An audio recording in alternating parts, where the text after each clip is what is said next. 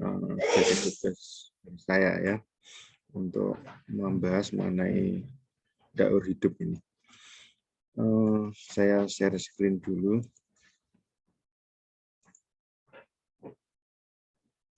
Ya, jadi ini menurut RPS pertemuan untuk mata kuliah ini di pokok bahasan remaja dewasa lansia itu sampai dengan pertemuan 14. Jadi ini saya rangkum.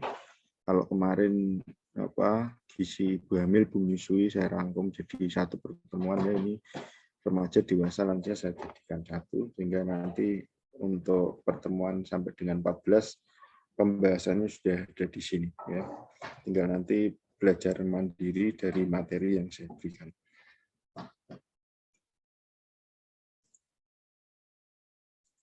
Ya. Ada 3 ini ya, tahapan atau daur hidup pada pembahasan malam ini. Yang pertama kita urutkan dulu gizi untuk usia remaja. Seperti yang sudah saya sampaikan bahwa di dalam ilmu gizi itu dipelajari tahapan-tahapan atau fase atau daur hidup manusia, sebab masing-masing daur tersebut atau siklus tersebut memiliki karakteristik yang berbeda, yang tentunya dari karakteristik yang berbeda tersebut membutuhkan dukungan dari aspek gizi yang berbeda pula. Ya, seperti karakteristik pada ibu hamil dan ibu menyusui secara fisiologis itu tentu berbeda, sehingga dalam hal kebutuhan energi dan zat gizi juga berbeda. Demikian pula dari usia balita ya, prasekolah, kemudian menjadi usia remaja, ini memiliki karakteristik yang berbeda ya. Pemahaman tentang karakteristik terutama adalah karakteristik terkait dengan pertumbuhan, perkembangan, perubahan fisiologis gitu ya. Itu akan meningkatkan pemahaman kita terhadap kebutuhan zat gizi pada masing-masing tahap tersebut. Apa yang terjadi pada tahap remaja nanti kita diskusikan bersama ya. Ini ya. Pertama kita bahas dulu yang dimaksud dengan remaja itu usia berapa.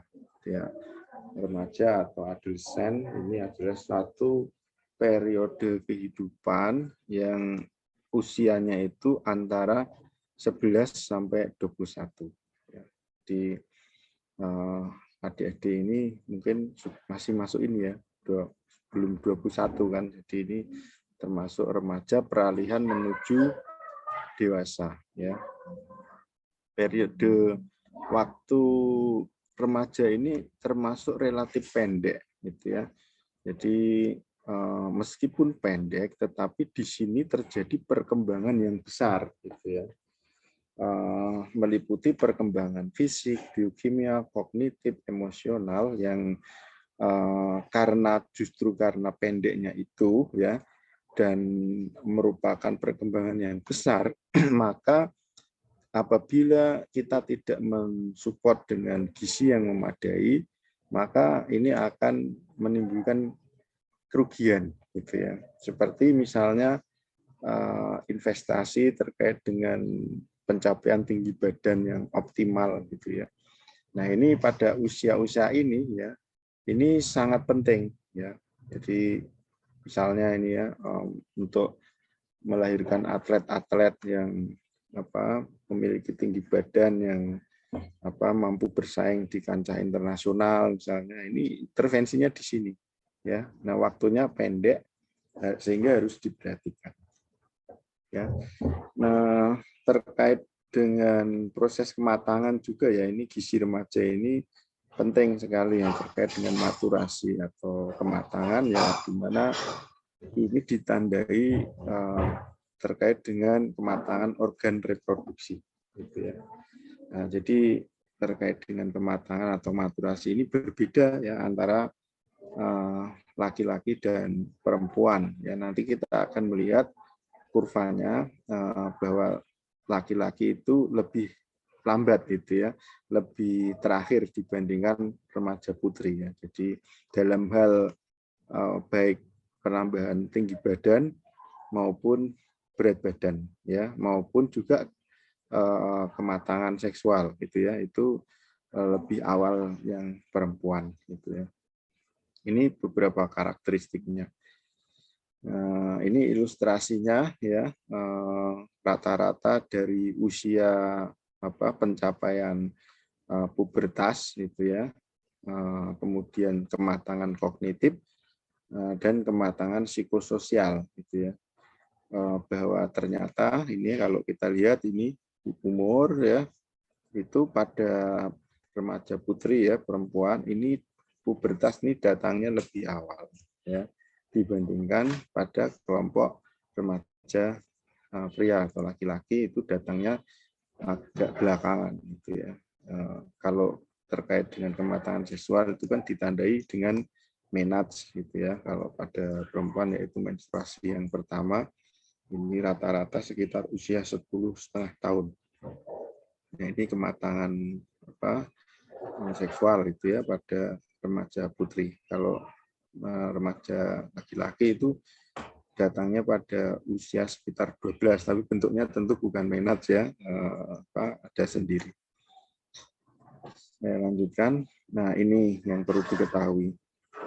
Jadi dari karakteristik tersebut, para ahli menyebutnya remaja ini adalah satu kelompok usia yang memiliki kecepatan pertumbuhan yang tinggi, disebut growth spurt. Gitu ya. Kenapa kok ini growth spurt kedua?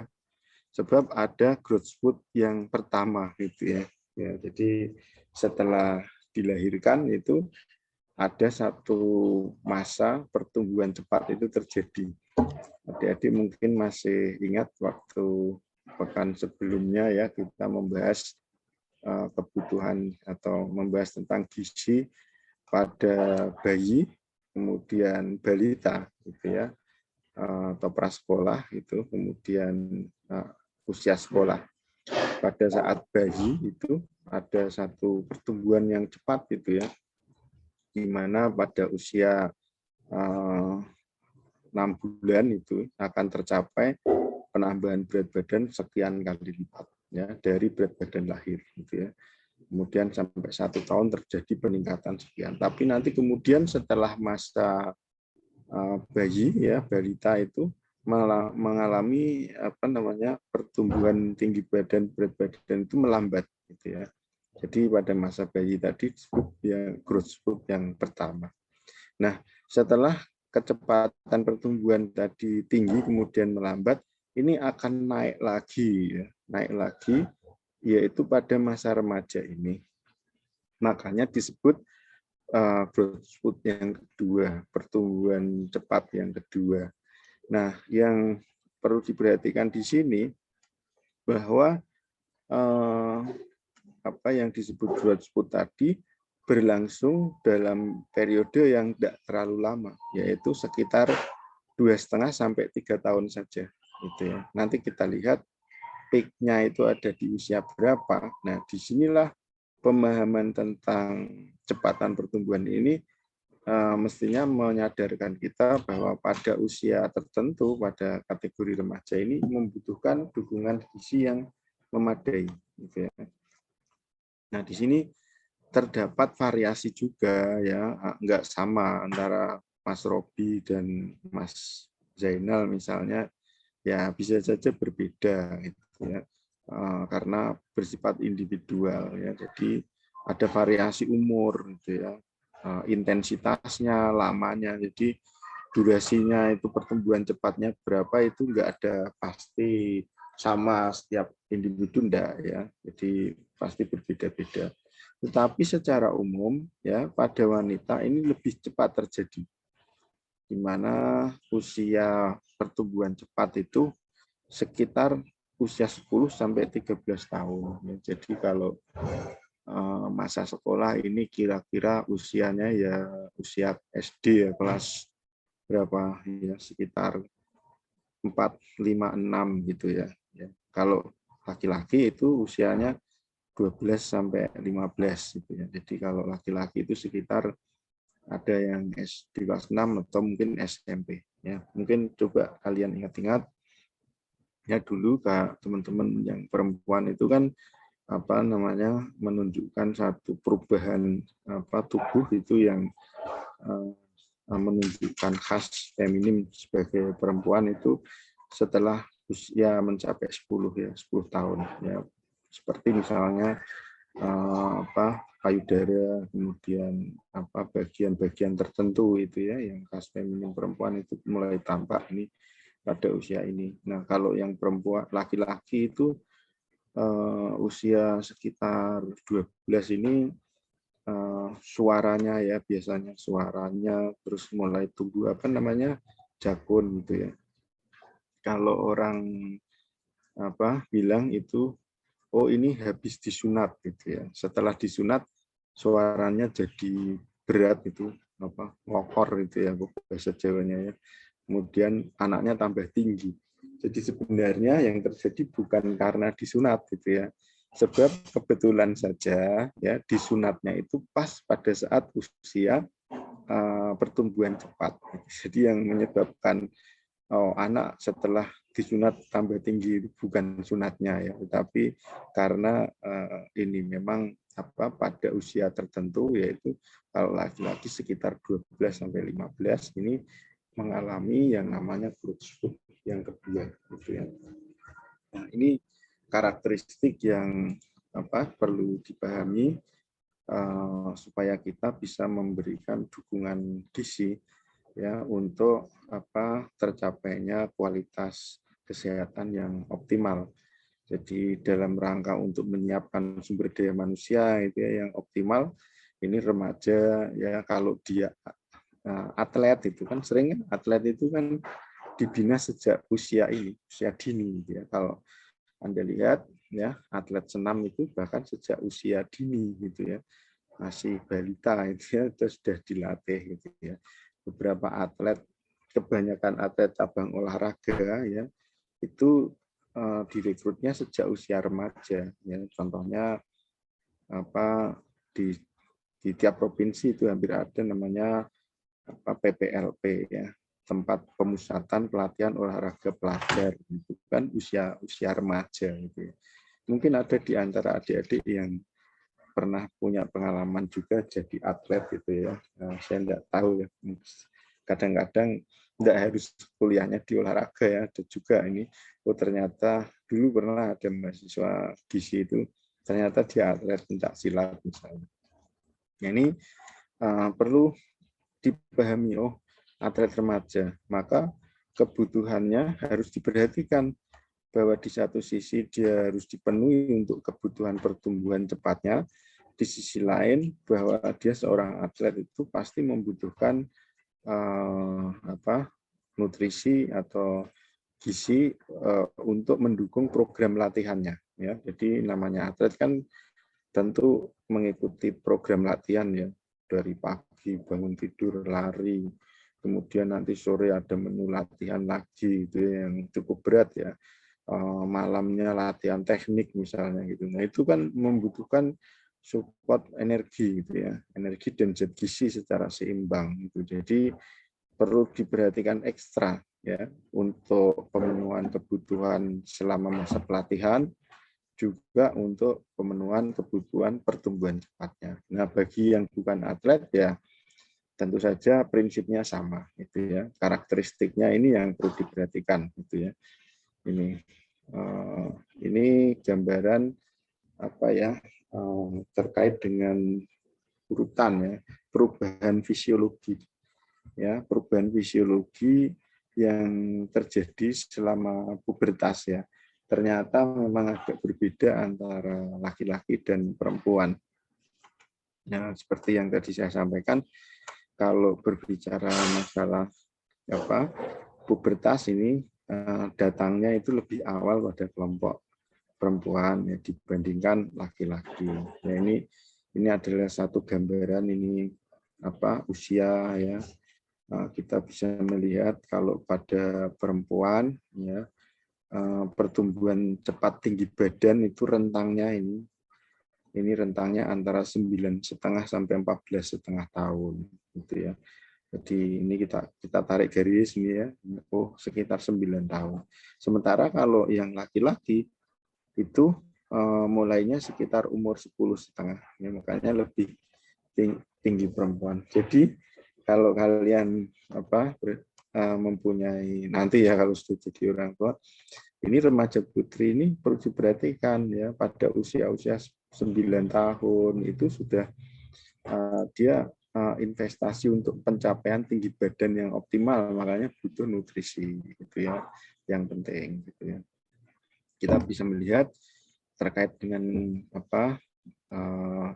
kematangan seksual maturity gitu ya, seksual maturity, kematangan seksual ini ditandai dengan ini ya, kalau perempuan itu payudara ya, itu lihat ini ada skala SMR itu adalah ini ya, ini sexual maturity rating gitu ya. Ini ada 1,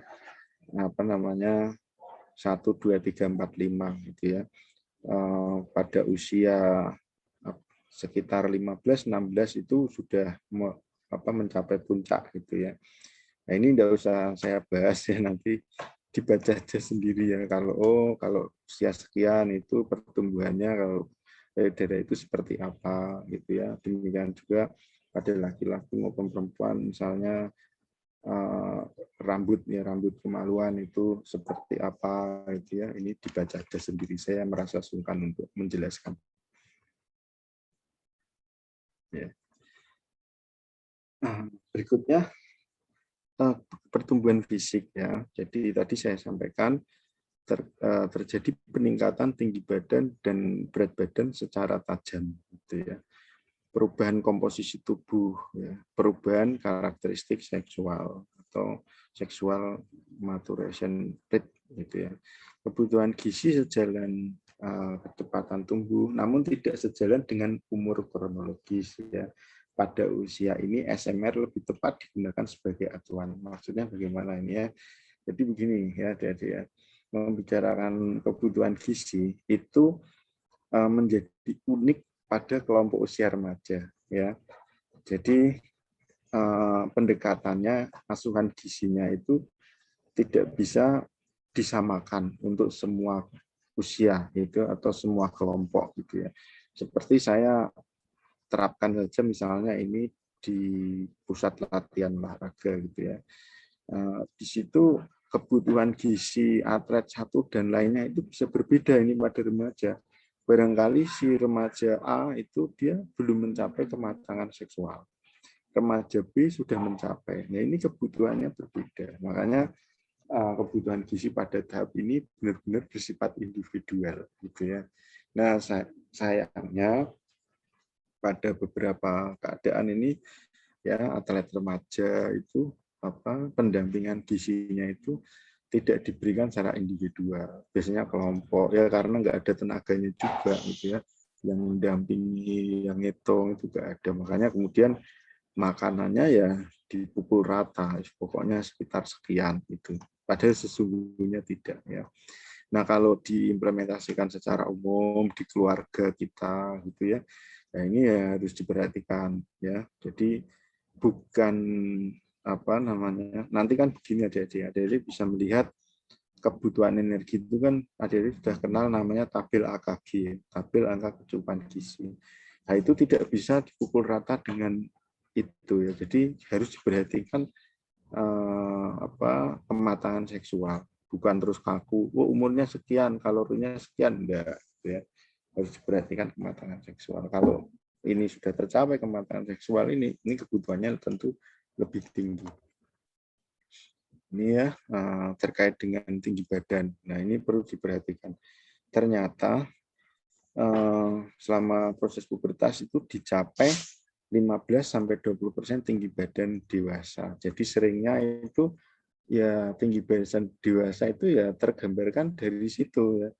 Sudah nggak bisa, setelah itu nggak nambah tinggi lagi. Setelah mencapai puncaknya itu ya, itu nggak tambah tinggi, melambat gitu ya. Jadi ya kalau mau memiliki generasi yang tinggi badannya kayak orang Jepang itu. Dulu orang Jepang pendek-pendek, tapi kita lihat sekarang pemain bolanya ya tinggi-tinggi, itu aspek gizi itu sudah diperhitungkan dengan matang, ya. Kemudian juga sekitar 45% massa otot dewasa diperoleh pada masa remaja ini. Perlu diperhatikan juga yang namanya ini ya, namanya peak height velocity atau puncak kecepatan penambahan tinggi badan, ya. Ya, pada wanita ya lebih cepat ya dibanding laki-laki. Artinya puncaknya itu duluan gitu. Tapi setelah itu melambat gitu ya. Jadi tadi misalnya perempuan itu tinggi badannya itu meningkat pesat sejak usia 9 tahun. 9, 10, 12 itu mencapai puncaknya 13. Nanti setelah itu menurun. 15 mungkin malah nggak nambah-nambah banyak lagi. Nah, giliran si remaja putri itu tinggi badannya nggak nambah-nambah, baru pada usia 12 atau 13 tahun itu yang laki-laki naik. Straight, gitu ya. Makanya ingat-ingat dulu waktu SD yang perempuannya tampak besar-besar itu ya, laki-lakinya kecil-kecil gitu. Tapi nanti setelah SMP laki-lakinya nyalip, ya, tambah cepat sekali tingginya. Nah, itu karakteristiknya. Ya. Nah, ini ya menstruasi terjadi 6-12 bulan setelah pencapaian ini, ya. Terjadi jika telah mencapai 95% tinggi badan dewasa. Terus demikian juga dengan berat badan, ya. Kalau berat badan ini ukuran yang sifatnya bisa berubah dengan cepat sebenarnya, ya. Puncaknya ini pada wanita terjadi 6-12 bulan setelah tadi puncak penambahan tinggi badan. Ya, intinya ini pada remaja putri duluan. Ya. Nah, ini yang perlu diperhatikan ya, tren saat ini dengan mungkin akibat dari kemakmuran itu ya, ekonominya membaik itu ya.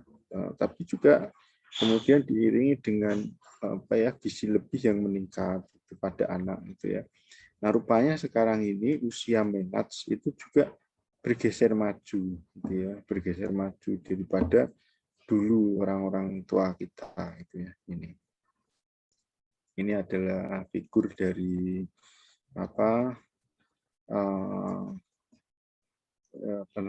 tipikal dari ini ya, tinggi badan ya.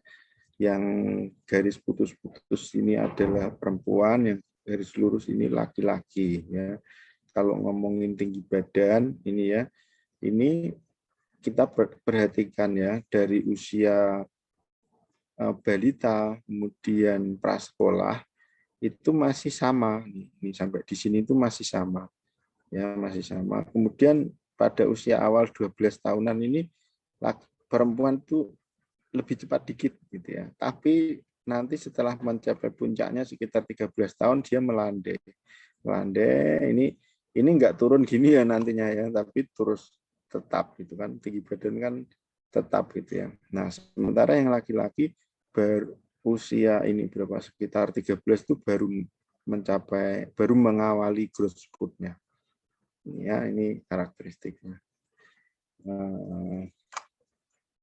Sehingga bisa disimpulkan bahwa ini yang disebut growth spurt berarti adalah usia ini. Penting ini ya.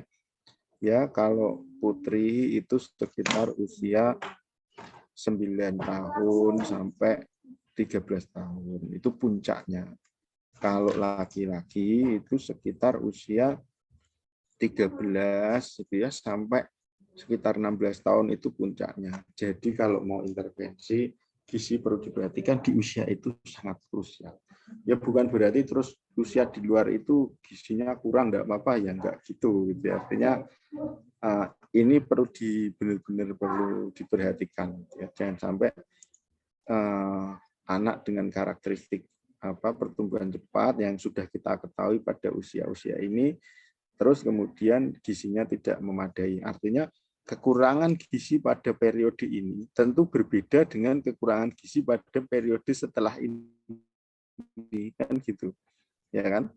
kalau kekurangan pada periode growth spurt ini menyebabkan pertumbuhan ini nggak bisa dicapai di usia lain, gitu ya. Katakan kalau growth spurt ini tidak didukung oleh gizi yang memadai, ya tinggi badannya kurang. Nanti umur 20 tahun makan sebanyak-banyaknya nggak nambah tinggi lagi, tapi justru menambah berat badan, jadinya obesitas, gitu loh. Jadi suatu masa yang kalau dilewatkan ya sudah, gitu ya. Seperti misalnya janin ya pada trimester 3 akibat dia itu lahir prematur, ya sudah nggak bisa dia sesuatu yang seharusnya dia dapat selama dalam kandungan trimester 3 dia nggak dapat. Sama juga ini kalau dia tidak disupport dengan gizi yang baik, akibatnya tidak bisa diulangi lagi. Usia 20 tahun dikasih makan banyak ya malah merugikan, nanti nggak tambah tinggi juga itu ya, malah jadi gizi lebih itu ya. Demikian juga ini masalah kecepatan dari penambahan berat badan hampir senada. Komposisi tubuh lah ini karena sudah maturasi tercapai ya, tadi kalau wanita itu ya hormon estrogen, progesteron ya, kalau laki-laki testosteron dan androgen. Ini terkait dengan hormon yang dibutuhkan. Kalau estrogen itu ya wanita ya untuk mendukung ini ya pertumbuhan perkembangan organ reproduksi gitu ya. Nah, ini selama remaja wanita menyimpan lebih banyak lemak. Nah, jadi begini, setelah menarche gitu ya, setelah maturasi seksual maturity tercapai ya, untuk berat badan yang sama ya, antara laki-laki dan perempuan itu berbeda ya komposisinya. Jadi kalau kita lihat tadi dari kurva tadi sampai dengan usia sekitar 9 tahun itu komposisi tubuh hampir mirip-mirip gitu ya. Tapi setelah menarche itu misalnya beratnya sama-sama 40 kilo ya, tapi massa lemaknya itu berbeda ya, lebih banyak wanita. Nah, ini pria menyimpan lebih banyak tulang ya. Setelah pertumbuhan fisik selesai, wanita mempunyai persen lemak tubuh 2 kali dibanding pria. Sedangkan otot 2/3 dibanding pria. Nah, ini satu mekanisme yang sudah diatur sedemikian rupa ya. Wanita ini dipersiapkan dia untuk hamil, untuk melahirkan, maka mempunyai cadangan lemak tubuh yang lebih gitu ya. Selain juga lemak tubuh pada perempuan itu kan membentuk ya kontur tubuh yang khas gitu ya, gitu. Ini perbedaan komposisi jaringan otot dan lemak pada anak remaja gitu ya. Ini kalau kita lihat ini adalah umur gitu ya. Sementara yang garis vertikal ini adalah ini ya jaringan bebas lemak, lean body mass ya gitu ya. Kalau kita lihat ini ya, ini adalah yang masa tubuh bebas lemak itu ya. Ini perempuan, ini laki-laki gitu ya. Nah, di sini kelihatan ya setelah mencapai usia ini ya, kalau kita tarik garis ini ya, sekitar usia 11 atau ya mungkin ini ya. Ini perempuan massa ototnya lebih kecil ya, dibanding yang laki-laki gitu ya. Nah, tapi sebaliknya ini ya, ini lemak ya, girl fat ini, boys fat gitu ya. Kalau ini lean body mass ini adalah fat atau lemaknya. Kita melihat kalau kita tarik garis sekitar usia 10 tahun itu kita lihat yang atas sini yang perempuan ya, yang girls fat-nya ini ya, ini dia lebih banyak ya, sementara yang remaja putra ini lebih kecil. Ya, ini sudah diteliti ya, ternyata demikian. Jadi dari berat yang sama itu ternyata remaja putra itu memiliki persen lemak tubuh yang lebih sedikit dibandingkan perempuan. Sebaliknya dengan berat yang sama juga remaja perempuan itu memiliki masa tubuh bebas lemak atau lean body mass-nya itu lebih sedikit. Ya. Ini karakteristiknya. Ya. Sekarang kita ngomongin soal kebutuhan, gitu ya, kebutuhan. Nah, kalau kita ngomong kebutuhan, mengapa kok di anjuran itu kok ada usia batasnya 10 sampai 12, 13 sampai 18 itu dibuat atas dasar karakteristik tadi, gitu loh. Tetapi ini juga sebenarnya nggak bisa jadi patokan. Artinya kalau usianya itu sekian tapi belum manage, ya ini bisa dipertimbangkan untuk tidak dipakai itu ya. 10 sampai 12 itu kebutuhannya sekitar 50 sampai 60 kilokalori per kilogram berat badan per hari. 13 sampai 18 sekitar 40 sampai 50. Ya, nah nanti dibaca ini dihafal bisa kok. Hafal enggak kira-kira ya?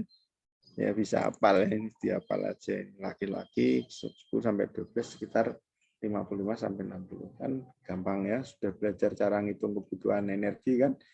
Kalau ini adalah energi basalnya ya, energi basalnya sekian. Kalau laki-laki umur 10 tahun ya kita ambil misalnya 60 kilogram, 60 kalori. Ya, tinggal dikali aja berat badannya berapa. Misalnya berat badannya 30 gitu ya, berarti 60 kali 3 ya, 6 kali 3 1.800 kalori itu untuk basal metabolisme. Kecukupan proteinnya bagaimana itu ya? Ini sekitar sekian ya, tadi kira-kira ya, kira-kira sekian. Ya. Kemudian kebutuhan vitamin dan mineral yang penting terutama adalah besi, ya.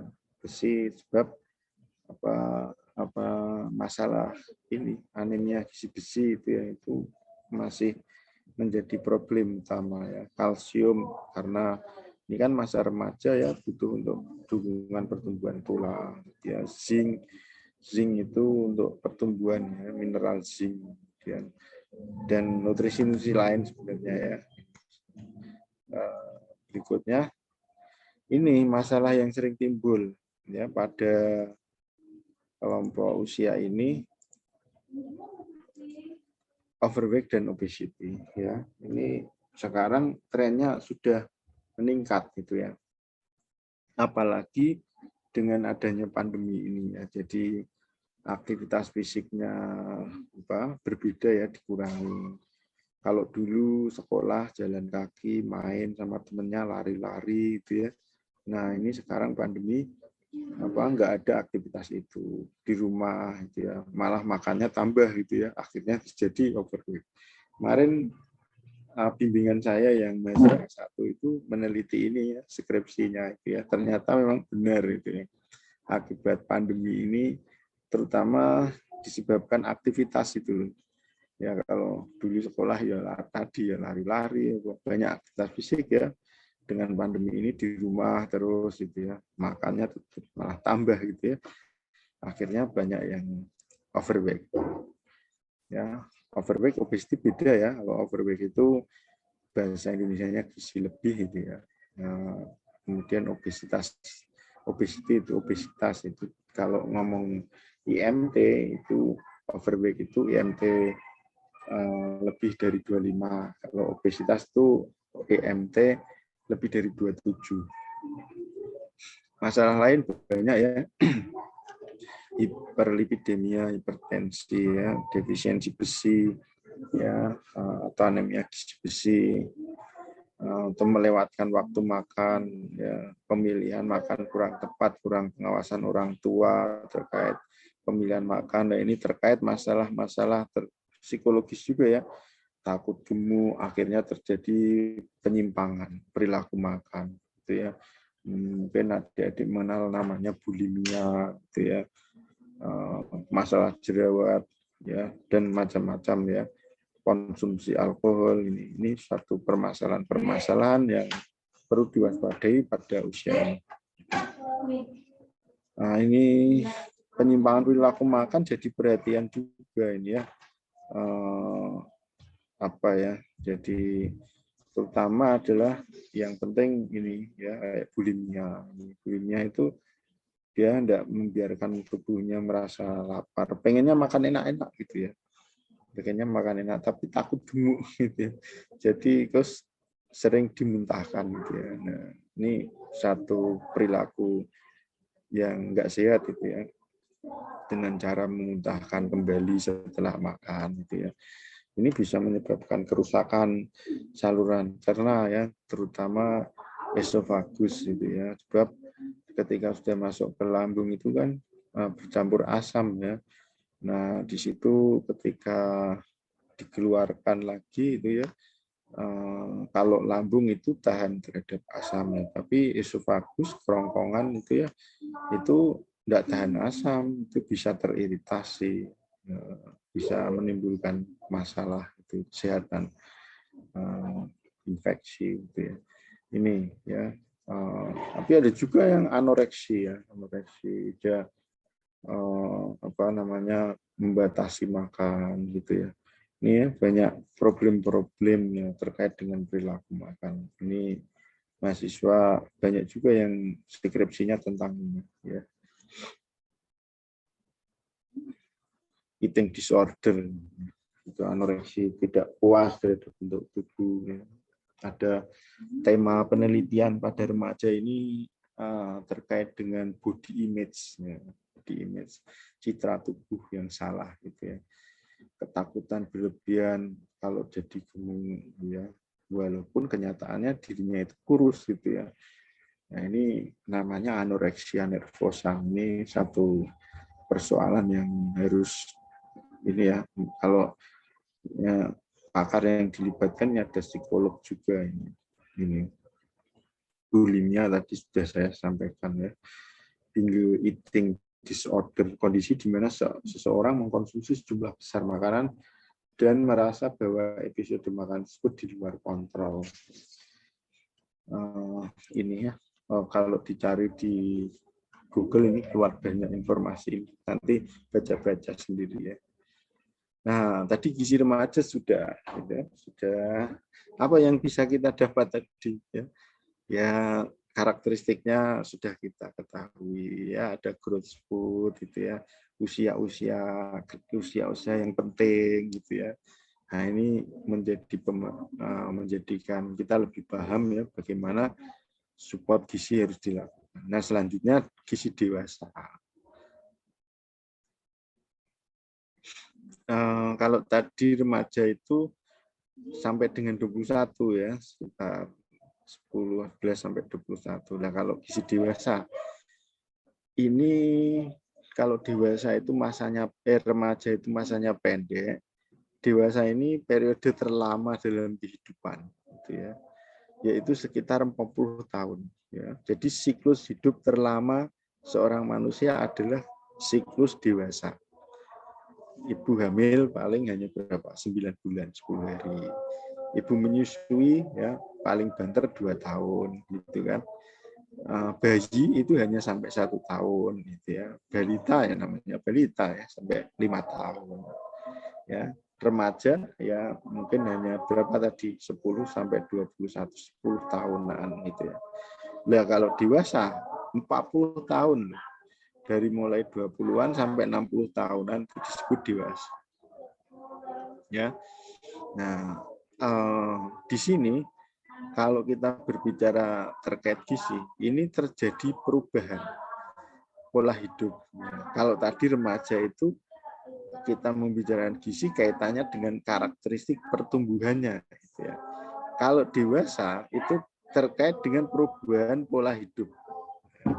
Biasanya kalau pada usia dewasa ini sudah mempunyai pekerjaan tetap, hidupnya mulai ya tertata ya. Di sini mulai terjadi proses penuaan gitu ya. Mulai timbul berbagai penyakit ya, terutama yang sangat berkaitan dengan gaya hidup. Nah, sehingga apa? Fungsi fisiologis ini menurun sejalan dengan penambahan umur. Inilah yang terjadi pada masa dewasa gitu ya. Nah, jadi bagaimana dukungan gizi? Ya, kita kan sebenarnya membicarakan gizi pada masing-masing usia ini adalah dalam kerangka untuk memberikan dukungan gizi yang terbaik pada usia itu seperti apa kan gitu ya. Jadi kita harus paham pada usia dewasa ini ya kebutuhan energi gitu ya, masukan makanan kita itu enggak seperti remaja. Kalau remaja ada growth spurt ya, growth spurt makannya banyak itu ya, secara fisiologis itu terdorong untuk remaja itu makan banyak. Lah kalau dewasa enggak gitu ya, makan banyak ya kebutuhan tetap, malah kebutuhan ini cenderung menurun. Ya. Ya, jadi ya ini sampai dengan usia sekitar 30 tahun, setelah itu basal metabolisme menurun. Akibatnya kalau makannya itu enggak dijaga gitu ya, artinya makannya ya usianya udah 40 tahun, makannya sama seperti seperti orang dewasa usia 30 tahun misalnya. Ya jauh obes itu ya gitu ya. Jadi memang susah ya. Ini perlu kesadaran gitu ya. Ini perubahan fisiologis ya, menurunnya massa otot dan meningkatnya massa lemak. Ini terjadi pada kelompok usia ini, kecuali dia latihan itu. Kalau Mas Mbak lihat Adire misalnya, itu kan latihan ya, latihan terus gitu ya. Turunnya massa otot ini menyebabkan turunnya BMR gitu loh, basal metabolisme. Jadi mulai umur 20 itu terjadi penurunan sebesar 2% per dekade gitu ya. Nah, di sini olahraga yang teratur itu memperlambat turunnya massa otot. Sehingga artinya apa? Dengan olahraga yang teratur, maka basal metabolisme itu dibuat menjadi lebih stabil. Jadi karena lebih stabil, seseorang itu tidak mudah mengalami gizi lebih. Inilah yang terjadi. Ya. Menurunnya massa tulang juga ya. Pemadatan massa tulang itu terjadi hingga usia 35 sampai 40 tahun. Ya. Ini pemadatan tulangnya. Jadi pada usia 35 itu ada referensi yang mengatakan puncaknya itu pada sekitar usia 30-an gitu ya. Nah, ini pemadatan massa tulang gitu ya. Nah, olahraga teratur, konsumsi kalsium yang baik ini akan memperlambat turunnya massa tulang. Ya, ini juga agak berbeda nanti kalau laki-laki sama perempuan. Terutama kalau perempuan itu dia yang menyusui, ya ini ya, massa tulangnya ini bisa diambil untuk apa?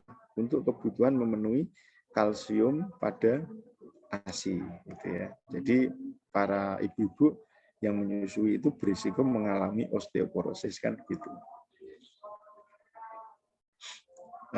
Gizi dewasa ini rentan terhadap penyakit degeneratif, sehingga mereka harus memperhatikan pola konsumsi makan, terutama adalah memperbanyak serat ya, buah dan sayur ya. Ini kurangi karbohidrat, lemak dan garam ya kuncinya.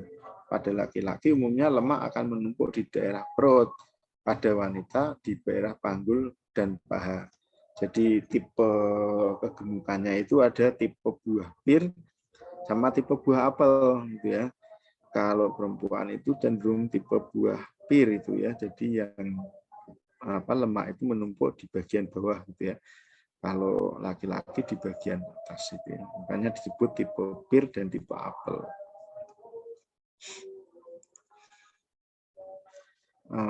Berikutnya kebutuhan gizinya bagaimana?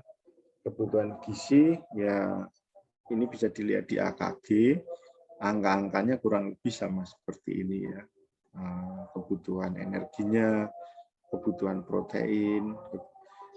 Untuk kebutuhan energi sebenarnya bisa dihitungnya dengan cara yang waktu itu sudah saya ajarkan juga, sudah saya sampaikan. Ada berbagai formula yang bisa digunakan. Ya yang paling gampang ya lihat tabel AKG. Ya. Untuk kebutuhan vitamin mineral ini vitamin semua ya, vitamin A, vitamin E, asam folat, kolin, vitamin D, kalsium, magnesium dan lain sebagainya dibutuhkan secara seimbang. Ya, jadi kebutuhan gizi ini larinya anjurannya adalah gizi seimbang. Ya. Masalah gizi yang perlu diwaspadai apa saja ini, terutama kalau pada masa usia dewasa ini adalah overweight dan obesitas. Ya, ini masalah yang perlu diwaspadai.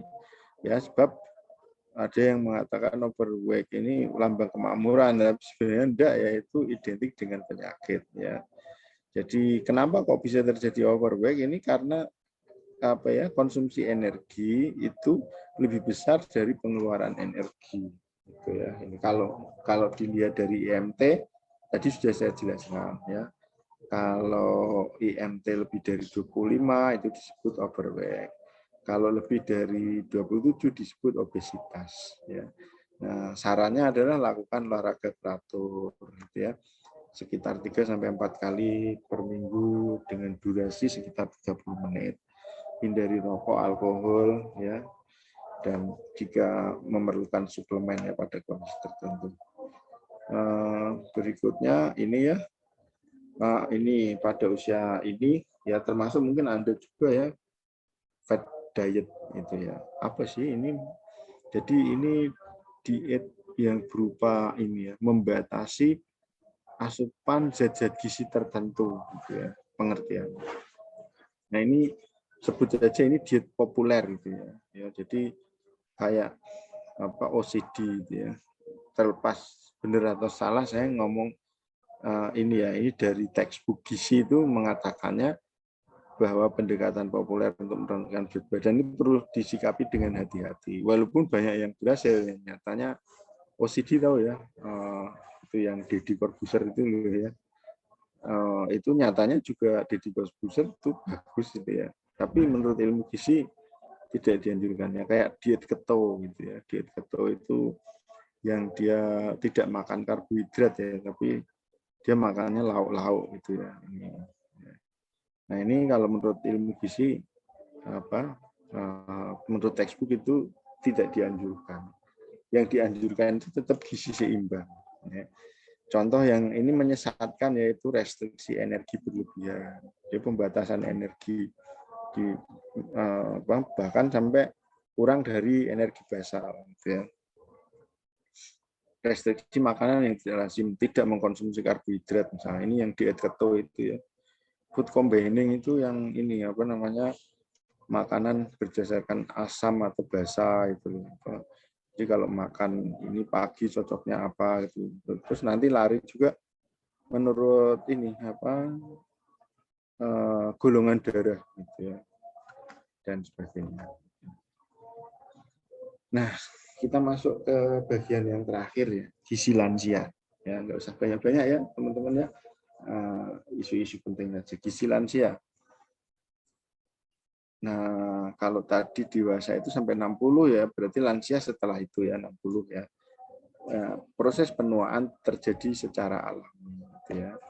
Ya, penuaan ini dipengaruhi oleh faktor genetik dan faktor lingkungan. Faktor genetik itu berperan dalam menentukan umur maksimal yang dapat dicapai. Lingkungan menentukan pencapaian umur maksimal. Ya, lansia ini jumlahnya banyak ya. Jadi kita apa ya, berbicara tentang gizi lansia itu erat kaitannya bagaimana dukungan gizi itu bisa memberikan, bisa bisa mendukung supaya lansia itu hidup sejahtera sesuai usianya gitu ya. Nah, nanti kalau pada gizi lansia itu yang perlu dipahami ya teman-teman semua adalah perubahan yang terjadi, terutama perubahan fisiologi. Perubahan fisiologi yang terjadi itu seperti apa, sehingga konsekuensi gizinya itu harus bagaimana gitu loh. Kalau tadi pada remaja, perubahan ada karakteristik growth spurt sehingga gizinya harus mengikuti sesuai tahapan usianya. Kalau dewasa itu ada perubahan terkait fisiologi, basal metabolismenya menurun ya, supaya apa namanya, tetap sehat harus bagaimana, asupannya gizi seimbang. Nah, terus kalau lansia itu terjadi banyak perubahan. Nah, misalnya giginya mulai tanggal. Terus berarti makannya harus seperti apa konsistensinya. Ludahnya, sekresi kelenjar ludahnya turun. Berarti menunya harus seperti apa? Gitu loh ya kalau ngomong gizi lansia. Saya lanjutkan ya. Ini. Tapi sebelum itu namanya gizi lansia biasanya dibahas tentang penuaan. Ya. Menua itu apa? Tua itu apa? Menua itu suatu proses menghilangnya kemampuan jaringan secara perlahan untuk memperbaiki diri atau mengganti dirinya serta untuk mempertahankan struktur dan fungsi normalnya. Ini menua gitu ya. Jadi ini sesuatu yang nggak bisa dilawan ya. Ini memang sudah kodratnya ya, penuaan ini. Hanya yang perlu diperjuangkan adalah supaya tidak terjadi penuaan dini. Gitu. Jadi kalau bisa itu sejahteranya itu dibuat lebih panjang gitu ya. Ini saya lewatkan saja. Batasan umur lansia. Lansia itu ini ya 60 sampai 74 tahun. Middle age tadi kan dewasa ya. Elderly itu 60 sampai 74, nanti ada derajatnya lebih tinggi ya 75 sampai 90, di atas 90 ya. Sangat tua. Mengenai batasan ini ada berbagai sumber ya, menurut Kementerian Kesehatan ini ya disebut prasenium itu 55 sampai 59. Masa persiapan usia lanjut ya. Kemudian sensen itu 60 sampai 64 ya. Lansia berisiko tinggi di atas 65 batasan menurut Kemkes. Ini tiga hal yang penting menyusun teori tentang penuaan. Terdapat pola penuaan yang sama pada hampir semua spesies mamalia. Ini ada teori-teori ya. Ini sekilas saja teori Hayflick ya tentang replikasi sel yang terbatas. Ternyata semua sel mengandung kode genetik yang mengarahkan mereka untuk membelah diri sekian banyak dalam rentang hidupnya. Ya. Ada pemrograman rupanya ya. Kalau sudah diprogram ini sampai pada saat tertentu dia mati. Gitu ya. Hayflick ini mengkalkulasi potensi rentang hidup manusia berkisar antara 110 sampai 120 tahun. Potensinya ya. Jadi kalau semua kondisinya baik, itu manusia itu bisa hidup sampai sekian menurut Hayflick. Tapi tentunya dalam kenyataannya sulit ya, sebab teori ini berbenturan juga dengan tadi ya, datangnya penyakit itu ya, sehingga mungkin tidak bisa mencapai potensi. Ini namanya kan potensi. Jadi sebelum ini sudah meninggal. Gitu ya. Nah, ini ngomong tentang teori Hayflick ya. Kalau kita sebagai umat beragama ya menyandarkan kepada takdir itu. Ini teori-teorinya. Saya kira tak lewati saja teori jam molekuler. Gitu. Apa ini teori jam molekuler? Jadi bahwa sel kita itu kemampuan membelah itu ya, ini sudah diatur itu, sehingga pada titik tertentu sudah saatnya berhenti ya, berhenti itu ya. Ini teori Aus rusak ya, teori stres oksidatif, kemudian teori kelajuan hidup. Ini aja perubahan ini yang saya mau sampaikan ya. Apa yang terjadi pada lansia? Perubahan fisiologis, kehilangan massa otot. Ya, jadi ini kalau berbicara dari aspek gizi, ini akan menyebabkan jelas penurunan basal metabolisme.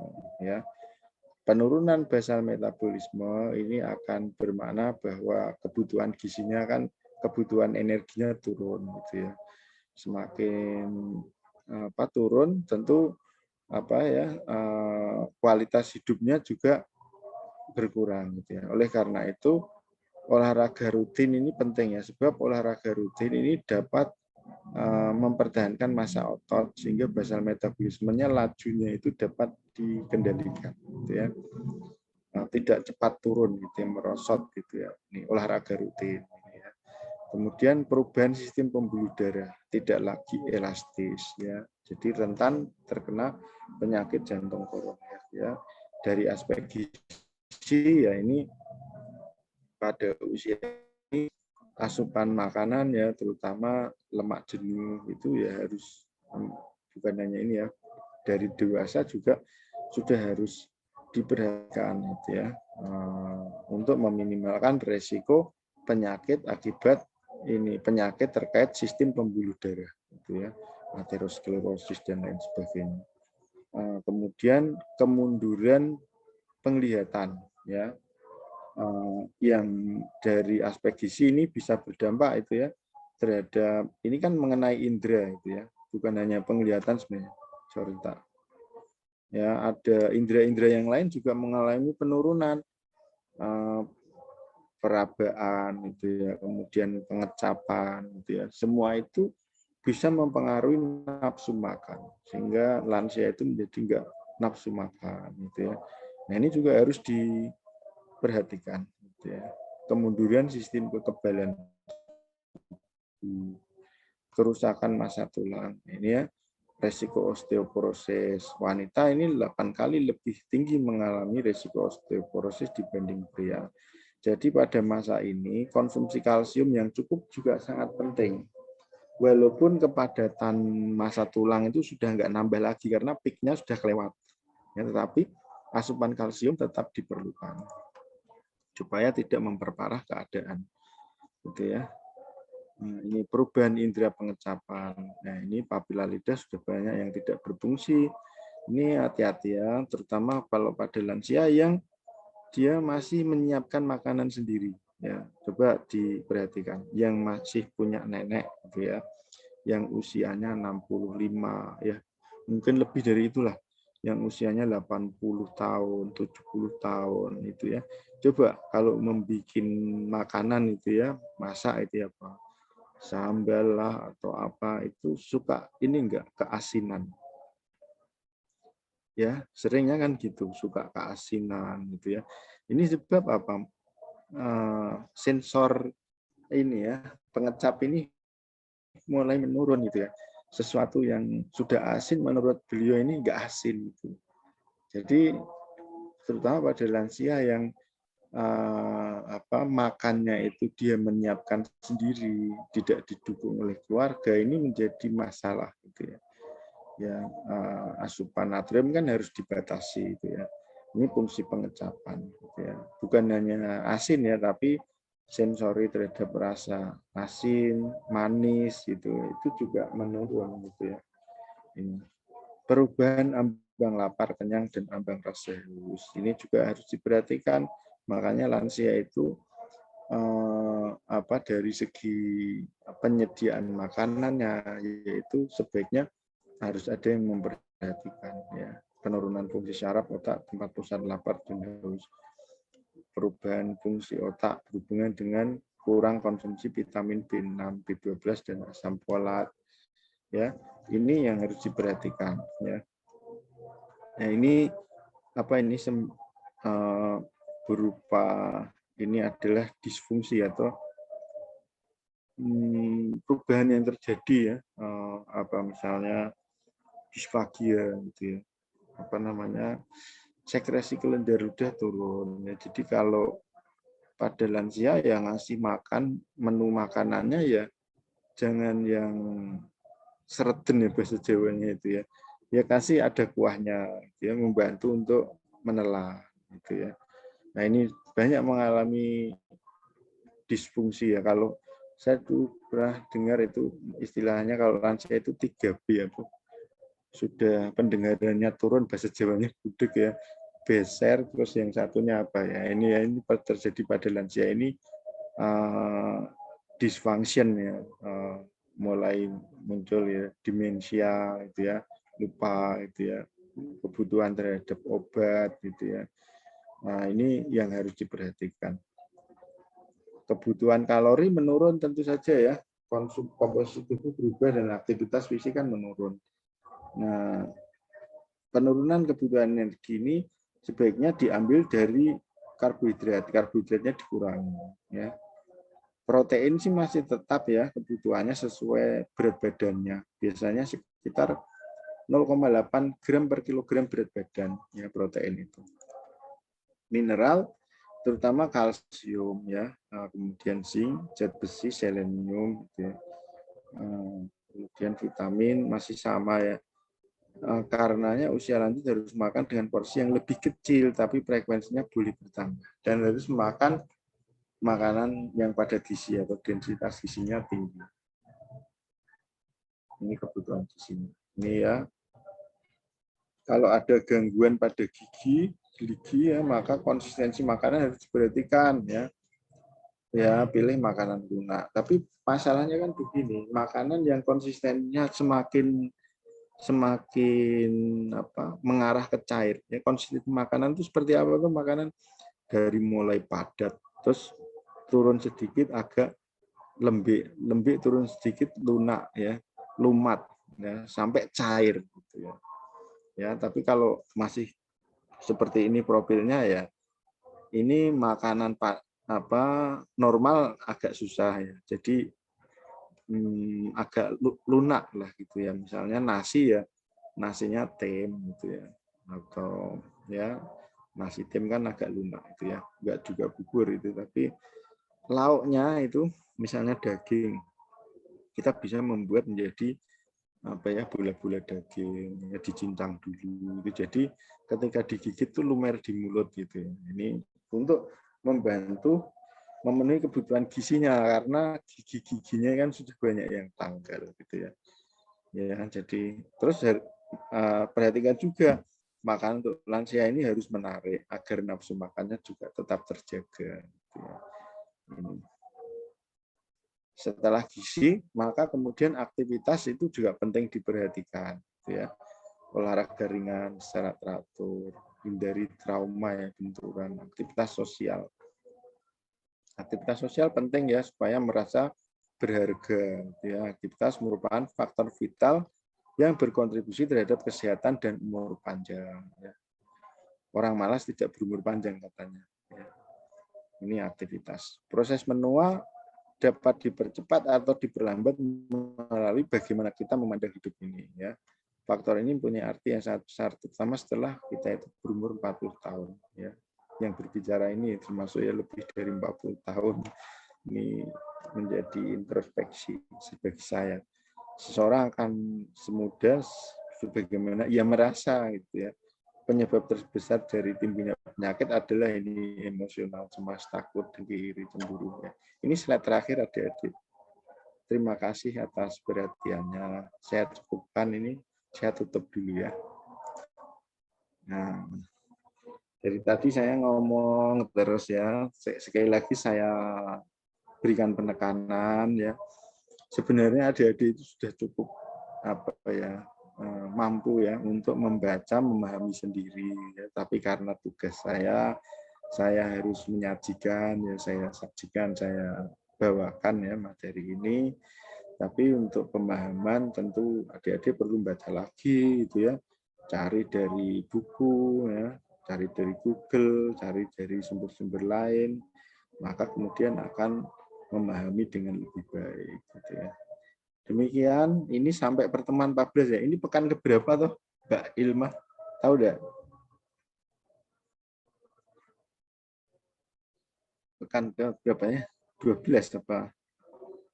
13 ya. Jadi pekan depan 14 ya. Jadi tinggal satu materi ya. Kita menyisakan satu materi. Terakhir sebelum UAS. Enggak terasa ya sudah mau masuk semester 2 aja ini. Baik, silakan adik-adik kalau mau ada yang disampaikan atau didiskusikan.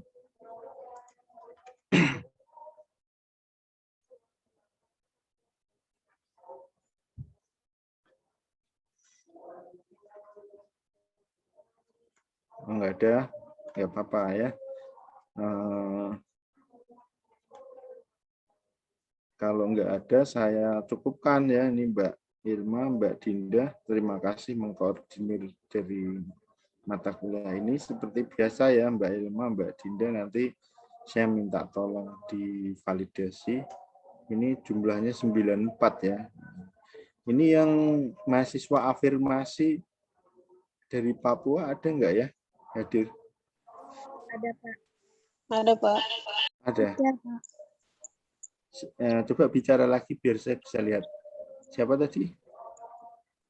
Ada, Pak. Oh ya.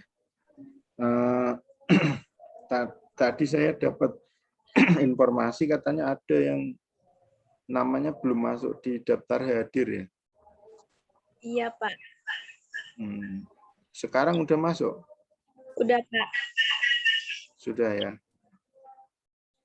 Iya. Ya kalau ada permasalahan, lapornya dari awal. Ini sudah mau akhir baru lapornya. Bisa ke prodi ya, melapor. Kok nama saya nggak masuk? Nanti kalau nggak lapor nggak masuk ke penilaian ya. Jadi bisa nggak terekap ya mengikuti perkuliahan ini. Gitu. Baik. Kalau nggak ada yang didiskusikan, ya saya cukupkan pertemuan pada malam hari ini. Terima kasih atas perhatiannya. Saya akhiri. Assalamualaikum warahmatullahi wabarakatuh. Waalaikumsalam warahmatullahi wabarakatuh. Terima kasih, Terima kasih, Bapak. Terima kasih, Pak. Terima kasih, Pak.